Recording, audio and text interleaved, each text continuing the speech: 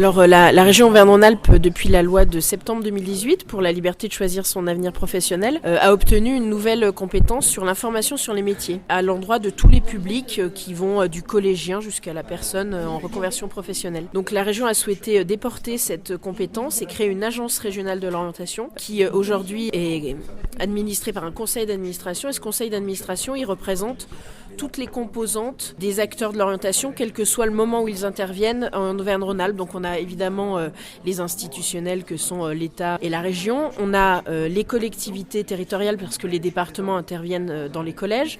On a le monde économique qui évidemment est essentiel parce que souvent quand vous orientez c'est quand même pour trouver un emploi.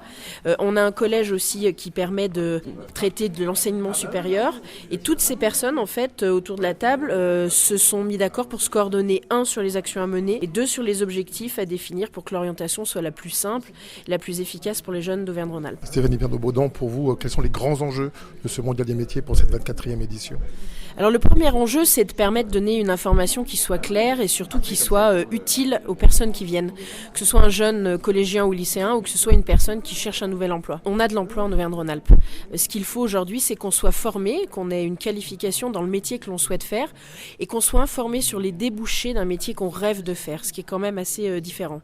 Donc si ce mondial métier devait servir à une seule chose, ce serait de donner la bonne information sur le métier rêvé ou sur le métier que l'on pourrait faire à côté de chez soi ou dans son département, à qui que ce soit qui passe la porte du mondial métier, je pense que là on aurait déjà gagné beaucoup de choses. Vous parlez des soutiens des familles aussi également qui sont aussi importants dans cette recherche de formation. Quel pourrait être le dispositif suite au forum des métiers par exemple? Est-ce qu'il y aura un suivi par rapport aux métiers qu'il aurait pu trouver ou une formation?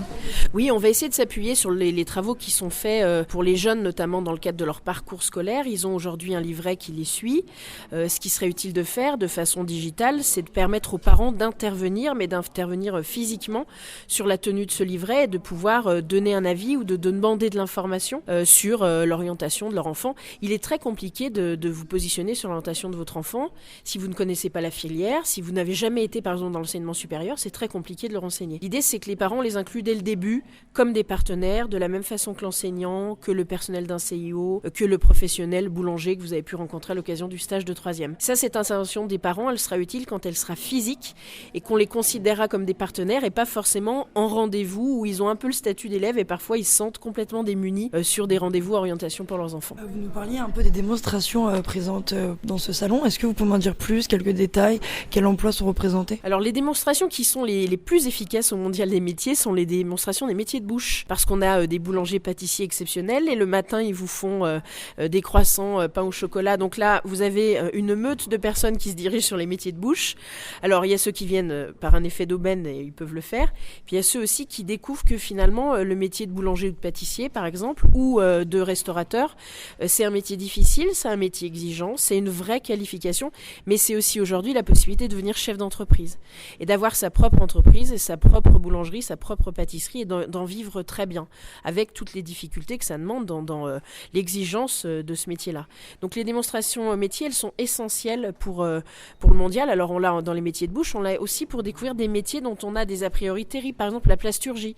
Vous rentrez dans le camion de la plasturgie, vous entrez au début du camion, vous en ressortez, on vous fait faire un masque ou un objet en plastique, vous sortez un petit peu de la conception qu'on a de l'usine sous Émile Zola comme vous le raconterez au 19e, c'est plus tout à fait ça. Et vous vous rendez compte que le plastique aujourd'hui il sert à faire du matériel médical, à monter des voitures qui demain font le Monte-Carlo, etc. Donc ça permet de changer complètement la vision des jeunes et de les attirer vers des stands sur lesquels ils n'iraient pas s'il n'y avait pas de démonstration. C'est certain, en tout cas ça permet de changer l'image si elle était négative des jeunes sur le métier qui est présenté et ça permet, s'ils n'avaient pas d'idée du tout de ce métier, de le faire connaître sous un aspect qui est très attractif et qui est surtout la réalité du métier en ce moment.